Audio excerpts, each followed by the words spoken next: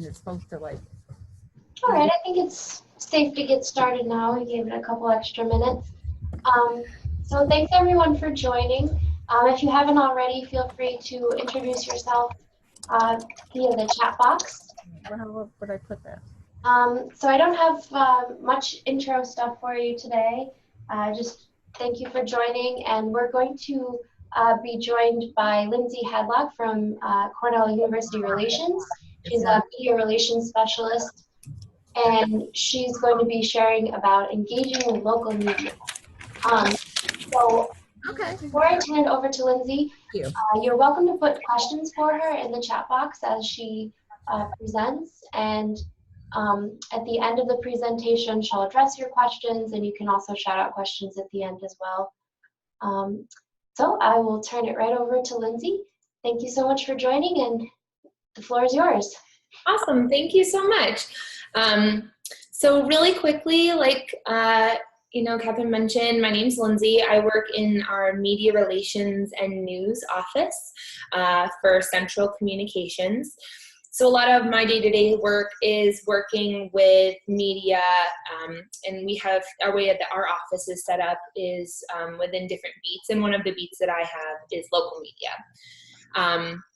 So I don't have a huge presentation. I actually was just really interested in kind of hearing what kind of questions you had. There were a couple things I just wanted to touch on. The main thing is that if you really want to have an effective relationship with the media in your surrounding area, the best thing that you can do is build that relationship. So whether that be go visit them or really staying up to date on who is covering the types of things at the different outlets around you, that's what I found to be the most successful. So when I first started, I made an effort to go out and introduce myself to all the different media outlets in town, talk to the different journalists about what they were interested in covering, if they needed anything, gave them my business card, just really made that face-to-face connection to kind of find out, what they were interested in. And then from there, I found that I had a better response when I was sending things that I wanted them to cover.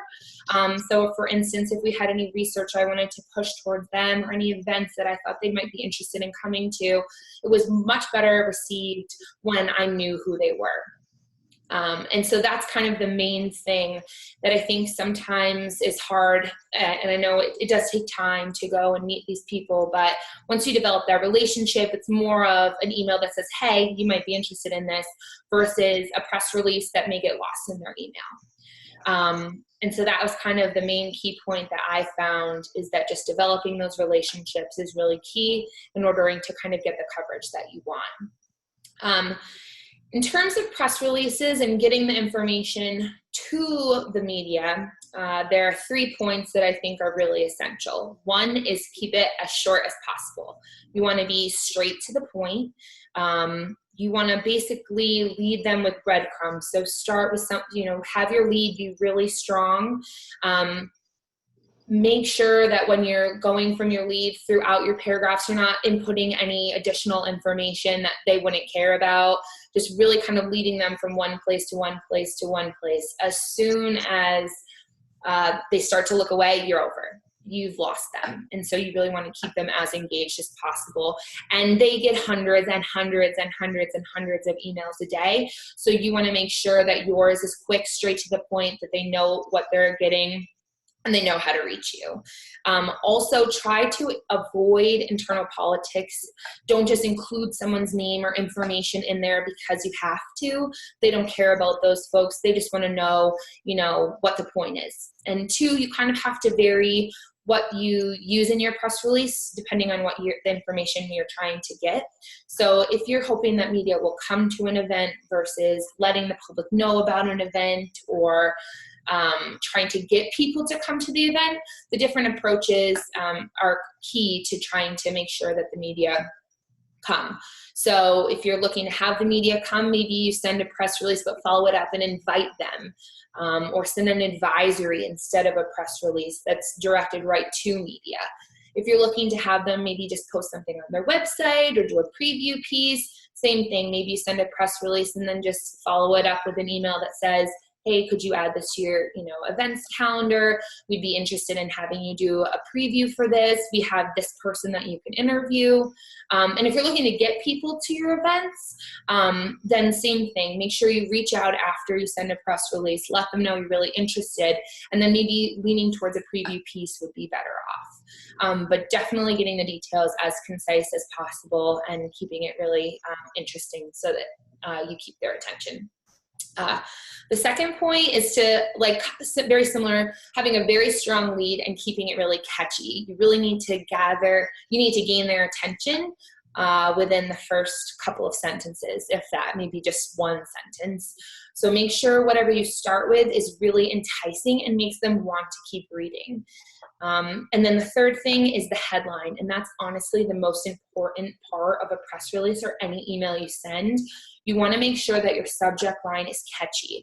It's relevant to what they're reporting on. You're reaching out to the right person already so that you know, okay, this is in their beat or this is local. Why would they care?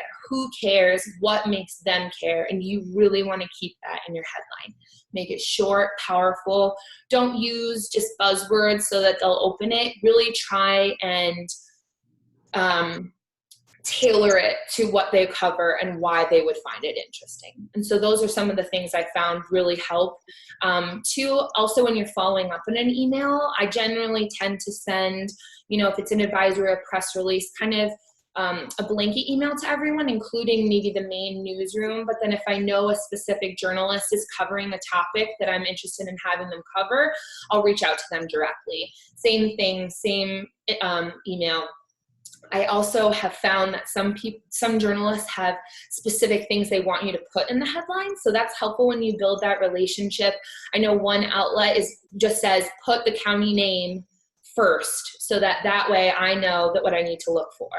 And so that's really helpful for them. And once you kind of learn those tricks, so not necessarily tricks, but basically what they want, it's easier to connect with them.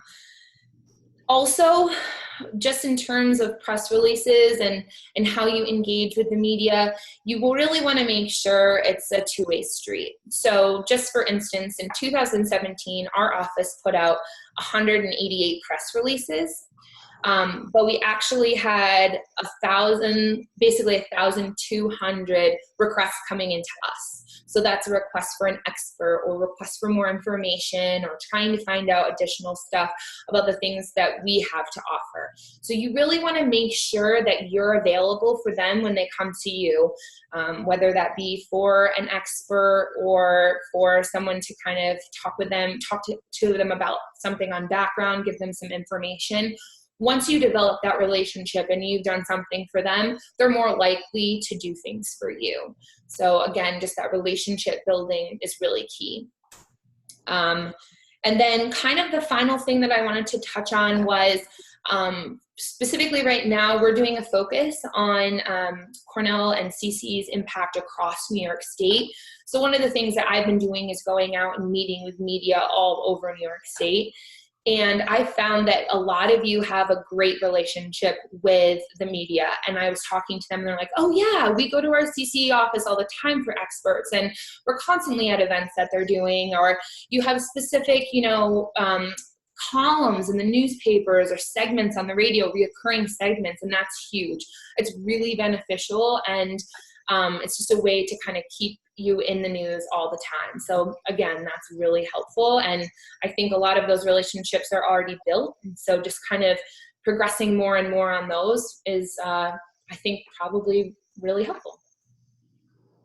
And that's pretty much all I had to share. I figured I'd just kind of tailor whatever anyone is interested in knowing. So if anyone has any questions. So I'll go to the chat first. Do I include date and location in headline? No, I typically do not, especially if it's for an event. I would usually send out a media advisory versus a press release. And so in that, I would create a very catchy headline. And then the first thing I do right up top is list who, what, when, and where. So who is it? What is it? When is it? So that they know, right? It's just like bold. It's almost like bullets and then, so it actually, no. So it's, yeah. So what, I think, what is the first one, or who, essentially, where, when it is. And then I do a little media note. So it'll say like, this is a free open event for the public. Or if it's not, I'll say media are required to RSVP to me, so that they kind of know it's an invite, but they know the information that they need. And then I'll go into kind of more like press release body type at the bottom. But that way you have a catchy headline, they know what it's about, you're trying to really sell them on your event, and then you just give them the quick and dirty information right at the top. Okay, keep going on. If you can tell me more about an advisory, is it just sent to a different media list or just in a different format? So when I typically send a press release, it would be the same list that I would send my advisory to. It's just to media only, and that's all I send my press releases to, or advisories. I don't send them to any other organizations. I just send all of the information that I have to media. And so the advisory is specific to events that I want the media either to attend or possibly do a pre-write on. A press release we typically use for research results or a more story type form, but media advisory really is quick, to the point. It lets them know when it's an event, and that way it's kind of separate. It depends though. Sometimes we do a lot less events through our office, so I tend to generally send less advisories. But if a lot of the things that you're sending to the media are about events, you could kind of format it though similarly. You could do, you know, your typical press release, but just kind of put the quick and dirty facts right up top. So again, that's who and what, when it is, where it is, and then any pertinent information to media that they may need to know. Along those lines, when you're talking about formatting, do you like attach a Word document, or do you include everything in the body of your email? Yeah, so I never send anything with attachments. A lot of times if you have an attachment, sometimes the different mail systems will just chuck it right to spam, or it won't come through. So what I do is anything that I would want to attach, so any photos, video, any kind of assets that they may want, I put into a box folder. So right at the top, I'll kind of have our typical, you know, here's my contact information, our headline, and then really quickly a media note that says these assets can be downloaded and viewed here. So it's right up front. They can click, they know they can download the images. In the box folder, I'll put a caption, a credit, so that they know all the information. They don't necessarily need to reach back out. And then I include everything just in the body of the email. So no special format, no bold or italic or color. It's pretty much just straightforward. If there's something I want to link to, I may do that. But other than that, it's pretty much just written like a normal piece. Okay. Great. Yeah. Looks like a new question just came in. Yeah. Okay. Our local media have big turnover of staff, and we have to keep finding out who would cover our type of story. They always tell us that news space is limited, but advertising space is unlimited. Yeah. There are about 300 local organizations competing for space and coverage, so how can we stand out? We've tried to make sure the reporters know that we have great expertise in certain areas, but we can't seem to get events covered. Okay. So I'll kind of adjust these in parts. Yes, news is constantly changing, especially with people that are downsizing or people that are just cycling through. Try to stay in touch or make a good relationship with an editor. Editors tend to typically not change quite as much as other reporters would, or assignment editors. Those are going to be the people that usually stick around longer and can fill you in if someone leaves. So you having that relationship with them might help you find out who's the right contact. If you always include them too in your email, they may direct you to the correct journalist if someone's left. So a lot of times someone may say, okay, please, tailor your pitch to the right journalist, because they don't want to have every reporter in their newsroom get it. They don't want to duplicate stories, but then also include either the news director, the editor, the assignment editor on the email as well. So that way they know and can kind of help if it's something that they're interested in, they can assign it to a different reporter. Other than that, just trying to kind of stay on top of who's around.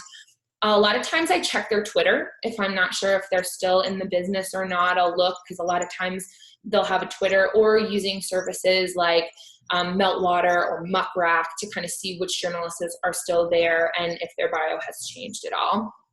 So that would be my advice there. News space is limited and advertising space is unlimited. Yes. We don't do any paid advertisement through our office specifically. But really what you need to be able to try and do is sell the story so much that they don't really care. They want it in their paper because it pertains to their readers. It's important to the people that are reading their media. And so that's kind of what you want to play to.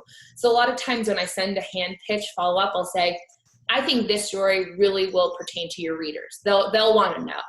And that's kind of how I sell my stories. So they care what their readers care about, because that's how they make their money. So trying to really sell yourself to the readers could be helpful in that sense. How can you stand out? I think a great headline is a good way to stand out. Also making sure you're not bombarding the media with every event, everything that you have going on. Really try and tailor your pitches to the specific journalists. That is helpful in a way to get your information out there. If you're blanketing, sending it to everyone, or you're sending it to a newsroom where it may get lost, or you're not really targeting your pitch to a specific person, they're less likely to read it. They get hundreds and hundreds and hundreds of emails a day, and you really want to make sure that your pitch is to them. So take time to find out what they're reporting. Maybe comment on something like, oh, I saw this story you just covered a couple days ago, great coverage. Here's something that's along those same lines, so that they know that you're really reaching out to them. You're not just sending the same email to a bunch of people. And then, yes, again, the two-way street, making sure that they know that you have experts available is huge. That way that they know they can come to you for stories. Sometimes too, if something breaks that's really big, I'll send an email out to, we have something that's called a tip sheet that we work with. It's essentially a quote so an expert will provide a quote on something that's breaking in the news. But even if you don't have time to quite do that, or people don't feel comfortable putting their quotes out, something that you can do is just reach out to the journalist and say, hey, this is a major news story. I know it just broke. Here I have this person that can tie it to a local angle. They're available, these times today. If you want to chat with them, let me know. I'll connect you with them. So then you've done their work for them. They have this story. They're going to have to tie it to something local, and you've already given them a voice. So if you can constantly kind of provide them that information, they're going to be more likely to do something for you in the long run, because you've done their work. Now they'll help you do yours. And so again, just that relationship building is really key. I hope that helped answer your questions. If you have any follow-up on that one, just let me know. Actually, one more thing on that. In terms of events, you want to make it media friendly too, if possible. So if you're reaching out, if you're trying to get it covered maybe by radio or TV, make it visually appealing. Sell the visual aspect to it. Even for print or web now, they're really interested in having kind of a digital aspect. Sell that. So there's going to be 300 kids here with, doing this, getting their hands dirty, or really try and sell them that visual so that they know what they're getting into. They're not going to just show up and there's no one here and you don't have anyone for them to talk to, and they're just, videoing these kids that are running around. Really sell them on what the event is and who they can talk to at the event. You're going to have people set up ready to talk to them. I have 3 families that are willing to speak to you. Kind of sell them the story that they could produce. Okay, next question. I've been recently posting directly to newspaper online event calendars. It's more work intensive. Yes, so absolutely. I found that if you post right to their calendar, then that will work as well. Sometimes you don't have access to do that, or you have to submit it to a different email address, but it does ensure that you get your event covered. So you've been talking about really customizing your approach to particular news outlets. Mm-hmm. How do you balance like quality and quantity? Like if you only have time to send, 4 emails or something, how do you make that balance? Sure, yeah. So what we do is we'll create a distribution list that will hit the media that we're hoping to target. So if it's a local pitch, I'll end up sending it to all the people that I have on my local list. So that may include an editor, like a couple reporters, but they all will get the email. But then what I'll do is I'll really target to those outlets who I want to come. So if I know that an editor is going to assign a reporter and I have a good relationship with him, I might just reach right out to him. Or if I don't have a great relationship with an editor, but I know that a specific journalist covers exactly what my event is or my topic is, I'll reach right out to them.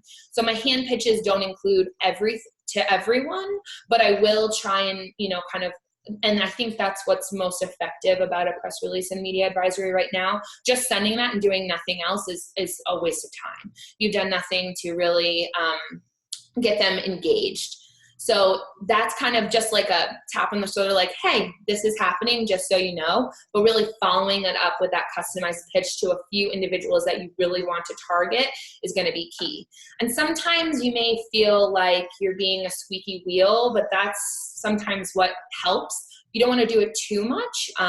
But I was trying to get a meeting with a journalist once, and I reached out to a couple different people and called to follow up. And when I got there, she was like, oh, you're the one that keeps emailing. And I was like, yep, that's me. Thanks for meeting with me. So in the end, it worked out and it was great. And I got to meet them. I got a tour of their, also you can, if you're not trying to just sell them something, but just kind of go in and find out what they're interested in and what stories they want to cover, really find out what they're interested in. Say like, oh, I'd love to see your newsroom. People want to show you that. They want to show off what they're doing, and they want to make sure that you know what they cover so that you can help them. Thanks. Best days of the week and time to send out press releases.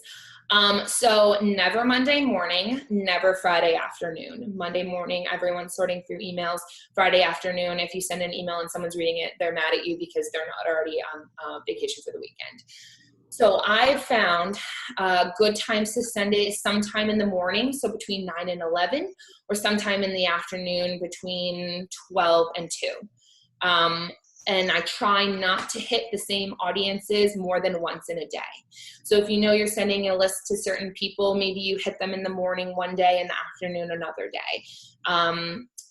Days that I found are the best days for me are really Tuesdays and Wednesdays, because you're kind of getting in front of the weekly outlets, time to get their pieces together. It gives you time to kind of elaborate more if people have follow-up questions or want to do another interview. If you're doing something for an event, send it the day after. So if you're having an event on a Thursday, send it the Friday, like Friday morning after the previous Thursday. So that way your event's not getting, no one's confused. Like, oh, it's happening this coming Thursday, when really it's the Thursday after. For larger events, you can kind of send a small, like, oh, hey, this is a heads up, this is coming up on this date. But when you send your final reminder, make sure to just do it like a week in advance. And yeah, I found that the biggest thing is just not hitting the same audiences more than once in a day, and really try not to hit them more than 2 or 3 times in a week. And if it's like if you have a bunch of events happening around the same time, maybe consolidate into one email. If that's possible, just kind of short blurbs so that they know. Or if you're hand pitching, that's when you can kind of tie everything else in. So maybe you have an event and you're like, and this is also happening too. And introduce it in a hand pitch rather than just sending a press release.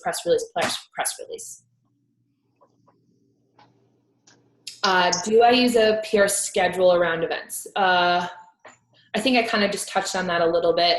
Pretty much we send a media advisory the day, so like a week in advance. So if the event was on a Wednesday, I would send an advisory on the Thursday before the event. So I know some news outlets just kind of post your press release and move on. How do you feel about those kind of sites versus ones that want to do stories? Yeah, so there's definitely a mix and there's a good balance between the two. If you have a smaller outlet that you know is just going to post your press release, great, just send it to them. You don't necessarily need to follow up with them if that's something that they generally do. They're looking for content to post. And so that instance, that's great. You just need to be able to read the outlet. If that's something that they constantly do, if they've done that in the past, then you don't need to waste your time reaching out to them for additional information. They don't have the time or the resources to do that. They just want the information to post on their site. But if it's a bigger outlet and you don't see those types of things happening when you're looking at their sites, that's when you really want to make sure that you tailor a hand pitch. And how do you figure out where the readers are? Just by following the sites. Yeah. Also, it's helpful to look kind of at their Twitter. We found that a lot of outlets really post on their Twitter. You can read some of the comments, see what they're interested in. But yeah, just take a general look at their online presence. If it's not an online presence, pick up a newspaper, watch the television, listen, see what kind of things that they're talking about, what things they cover. And then that way you'll be able to better tailor what you do. Yeah. It takes more research, but once you kind of can research and build that relationship, it's just more maintenance versus having to look into it all the time. Sure. I have another question.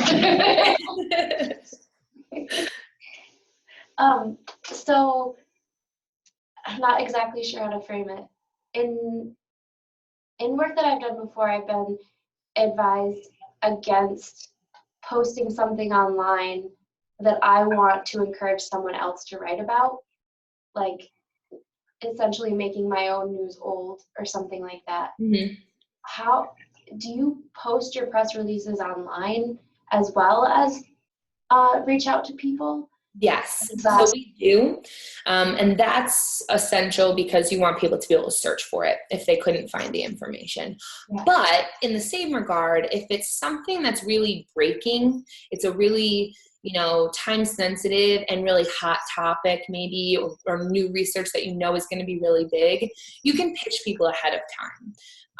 So with a lot of research that we do, we can pitch under embargo, which basically means the journal is going to post it at a certain time. So we can pitch ahead of time if we trust the reporters not to post. So that gives them kind of a scoop. And so they're more likely to work with you if they know that no one else is reporting on it. So if you really want, an outlet to post something and you think that this is like maybe one time a year that you're like, I really want this outlet to have it, let them know in advance. Tell them, I haven't reached out to any other outlets. We wanted to offer you this first look at this. We wanted to offer you this exclusive interview, and then kind of push it out there and then wait, let them post their story, and then you can reach out to everyone else. But if you make them feel special and they get to kind of scoop that information, it's gonna create a better relationship. Great. But that also can't be overused. You can't do that on every story you have. And it has to be something that they're really going to care about. They're really going to want to push. Right. Okay. Great. Yeah. Oh, looks like there's another one. Do you have any suggestions for a place where someone could stay on top of good tips? Honestly, I don't. But a lot of the things that I do is just, read, I guess, kind of read different articles. There isn't any specific websites that I really follow, but I really pay attention to Twitter quite a bit, and I pay attention to journalists. Sometimes journalists will post and tell you exactly what they want and what they don't. And they'll kind of pick fun at different PR people for making mistakes. And so you can kind of pick up on that and read. And you're like, oh, so you don't want this generic email sent to you all the time. Or, oh, I see that you cut out every Friday at 3:00 and you're at the bar. So I know not to send you an email at, 4:00 on a Friday. So those kind of things are ways. But yeah, just kind of keeping on top of, just general searches for what's kind of going on, but no, I'm sorry. I don't really have anything like a specific place, but and I should have mentioned this to begin with, but I put my contact information in the chat. So if anyone has any follow-up questions or wants to reach out about anything, please feel free. Thank you. Yeah.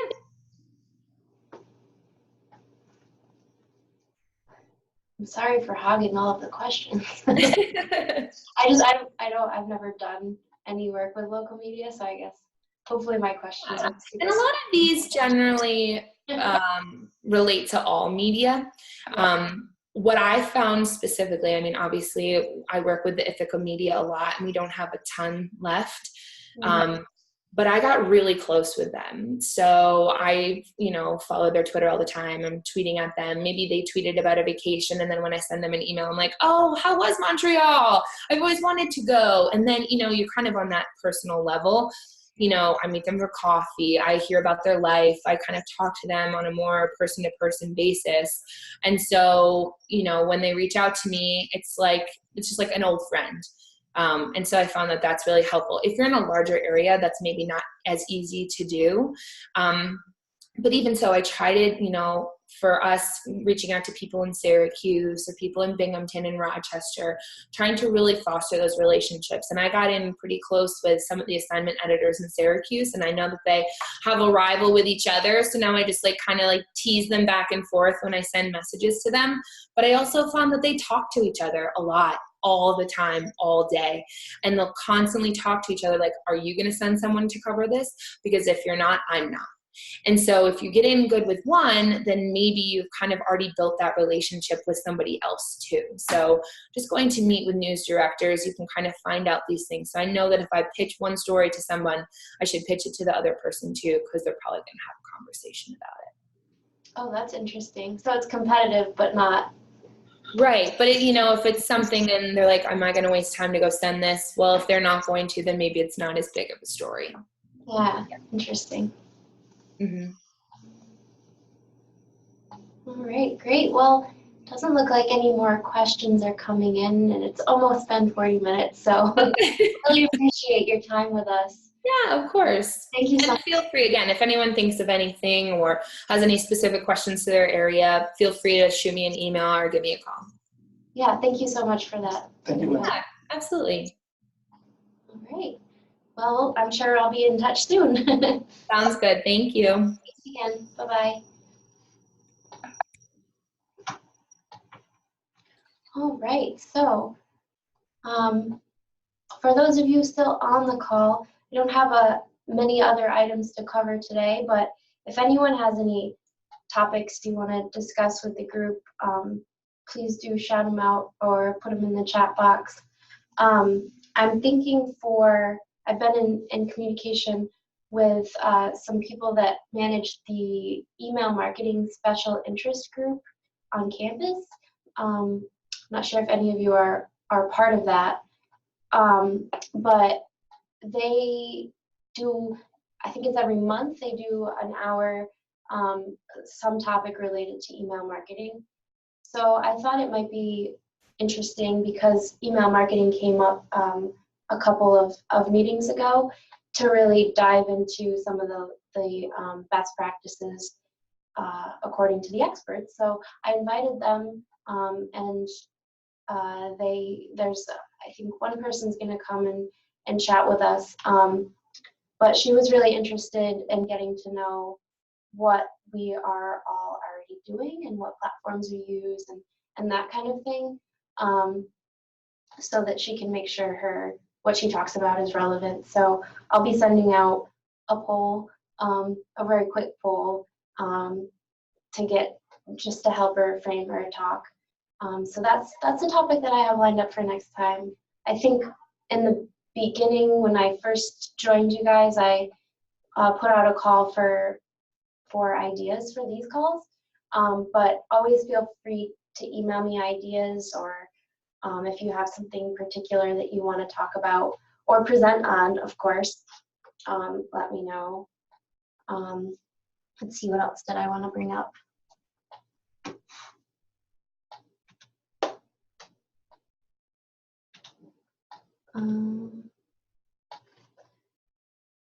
Celeste reminded me, so let me just quickly share my screen here.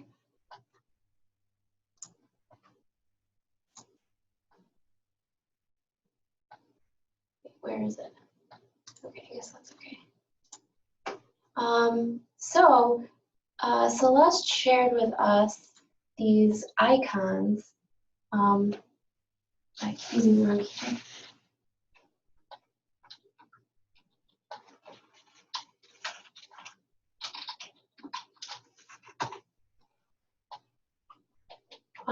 So on the communications page of the staff site, there's this new section for clip art and icons.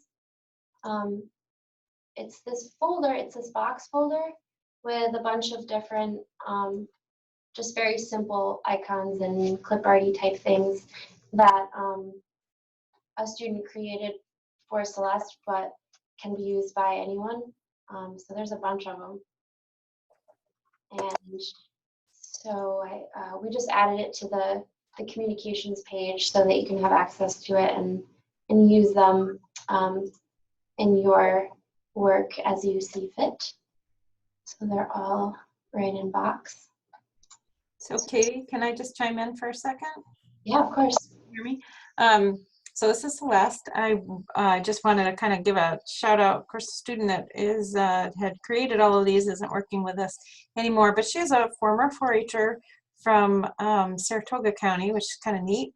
She was a Cornell student here, and last summer she worked with us summer and throughout the year working on our volunteer matters and exploring volunteers projects. So some of you may hear a little bit about that, and you'll notice that the icon and the imagery will be kind of the same. And part of the idea was to, you know, there's research that says that small images, icons used consistently can help really draw the attention of the learner or the reader.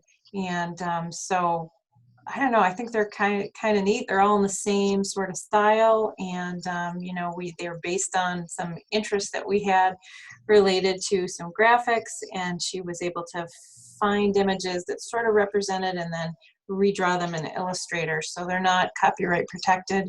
They're, you know, intended for use by cooperative extension. So thanks, Katie, for just sharing that there might be an interest in having them available more broadly and giving them a prominent spot on the staff site. Yeah, thanks for sharing them, Celeste.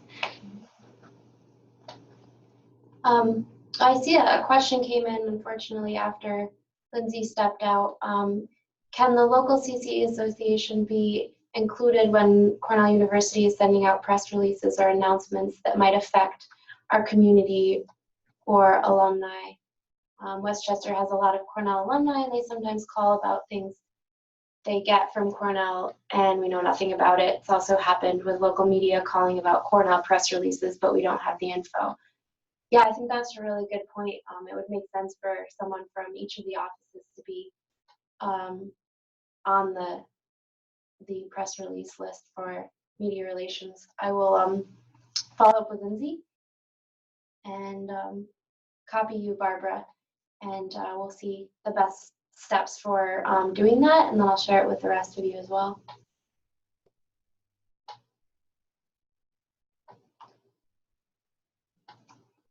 All right. Is there anything else anyone wants to chat about before we adjourn for today? How about you? I'm good. All righty. Well, as always, stay in touch. Let me know if you have any ideas for future calls, feedback on the calls we've had so far, anything you want to share with the group, whatever. Stay in touch, and we will be in touch next month. So let me check the date. Next month it will be the 29th of August, and I'm in communication with the email marketing folks for that. So also, I mentioned that I'll be sending out the poll, but in addition to the poll, if you have any specific questions for them, you're welcome to send them ahead of time. so that they can be thinking about the answer or research it if need be. And you're also welcome to, like we did today, ask questions in the chat box. So come prepared with questions, I guess. All right, well, I'll stop rambling. Thank you for joining. Talk to you soon.